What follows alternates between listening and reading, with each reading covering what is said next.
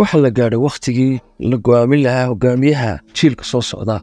tan waxa lagu go'aaminayaa doorasho maaha, waa dagaal aan waxba la iskula hadhin. hadda afka ayuu jebiyey, wuxuu rabaa bahal xurtaa inuu ka buuxsado ama qorsakaaro oo dhulka ugu tuuro. waa u socon weyday, jugta hoose xagga hoosuu kaga wada 2 lugood ee hoose sidii kickboxingka ama UFC-da ciyaarta loo yaqaano. hadda waa uu ka buuxsaday, waxuu rabaa inuu bahal sabaaxada feedhaha ku jebiyo. waa isla tuuray mise jirjir cad kuugu tuura, waxba kuma noola. weli isma dhiibina waa soo kacay. hadda dagaalku waa socdaa, weli dagaalkii lama go'aamin. kii marka horeba laga gacan sarreeyey ayaa laa jilicsan soo tuuray, kadibna calooshaa bir looga dhigtay.